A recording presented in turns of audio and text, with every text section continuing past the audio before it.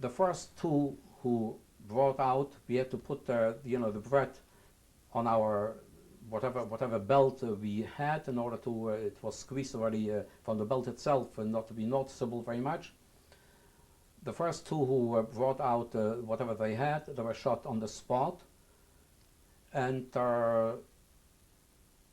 so the others got very much scared, and they brought out from the first three rows the people who brought out some things, they were shot also on the spot. I myself, I had a bread on me, and I decided whatever will happen, and I didn't deliver the bread that I had on me. Again, luckily, after the first three rows and after a few shootings, they wanted us to continue walking, and I was able to get down to the camp with my bread on me. This was only one of the minor situations that took place in the first 11 months of Nell's reign. After the first 11 months, a new Sturmbannführer, a new camp leader, whatever you call him, his name was Heller. He took over, and a change occurred from the first few days to the better. He seemed to be a very decent man, and he saw to it that the shootings and beatings should stop. Also, I should have mentioned before that the 25 lashes were a common daily occurrence. For the slightest thing, whatever one was found to do, he didn't walk straight or whatever it is, he was ordered to be beaten 25 lashes by, especially by the Jewish policemen in camp. When Heller took over, he saw to it to establish three major factories in camp. One was a tailoring factory, one was a shoe-making factory, and one was a knitting factory. In each one, a few hundred people were employed. We produced their suits, shoes, and socks and sweaters for the German army. Myself, having had a little bit of knowledge in socks making, because we had my father had before the war, until my mother passed away, we had a socks factory ourselves, where we employed some people, and I had a little bit of knowledge in the manufacture of socks, and therefore I volunteered to work in the knitting factory. There were two shifts, a day shift and a night shift, 12-hour shifts. I had to produce 24 pair of socks in a shift, which was a lot of hard work in order to do it. Although we were working inside, nevertheless, it was very hard. If someone was caught stealing a pair of socks, he was again shot on the spot. And it happened a few times. People risked their lives because with a pair of socks, if he was able to get it outside the camp, by some people who still went out to the stone quarry to work there, but not too many. They were able to get maybe some bread or some other things for a pair of socks, and people risked their lives. I worked in this knitting factory. I also produced some sweaters, but mostly socks for the German army. And the food situation also became much better, because he saw to it that we should be fed halfway decently. We got a larger portion of bread, and also the soups became a little thicker. Yeah. Was there a Jewish council in this camp, a Judenrat? Was there any? No, there was no Jewish council in the camp. There were only Jewish police. And how did they? Besides the SS and the Ukrainians, there were the Jewish police. Now, the Jewish police, we have to divide them into a few different categories, and I may mention maybe one instance I'm going to mention. We had the head of the Jewish police. He came from the town of Radom. His name was Szlamek Mintzberg.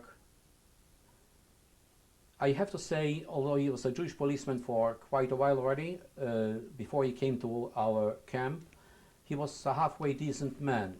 What I mean by being a decent man, when he was ordered to give someone 25 lashes, he lifted up his, what do you call it, what's the name of it? Whip. Yes, he lifted up his whip with yells and screams, but he let it down very softly. He shouldn't hurt the man lying on a bench to receive the 25 lashes.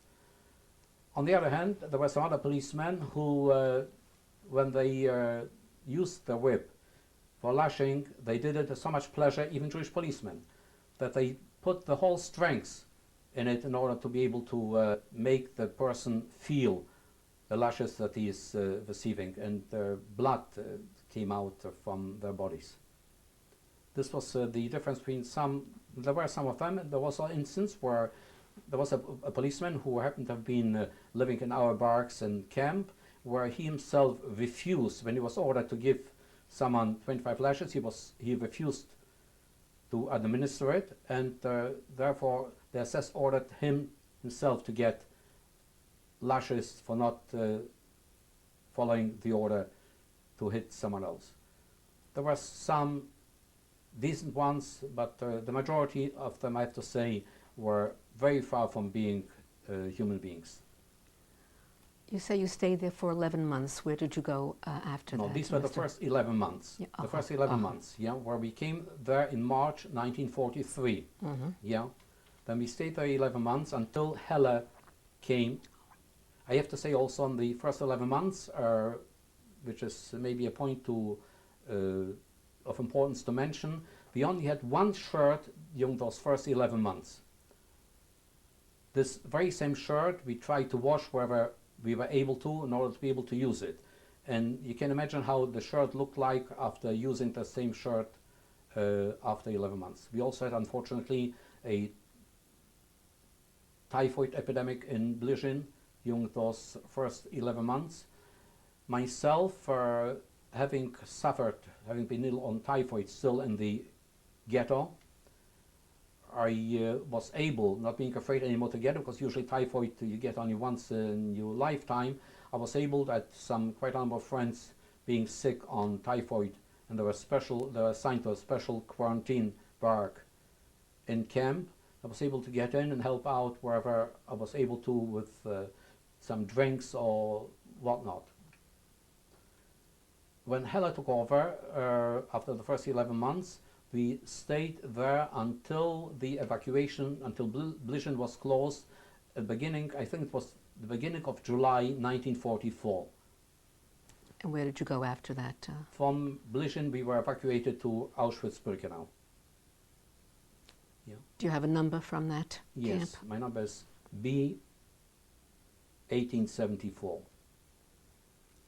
And could you tell have us? To say something about this B in here. If you will notice at my number, the B is at a distance from the rest of the number. When they gave me this number, when I walked away after being tattooed, I noticed that some others have a B on and I didn't have one. I went back and I asked them, why didn't you give me a B? Because again, you were afraid for this thing, you were afraid something may happen to you. And then he was able to add a B to my number. Could you tell us about Auschwitz? I have to mention maybe before arriving in Auschwitz or on our way to Auschwitz, I have to say that Helle himself, he accompanied us to Auschwitz. Or maybe he traveled by car, not on a train, but he was there when we arrived. And this helped our situation greatly, because he saw to it that we should not be put right away into the gas chambers.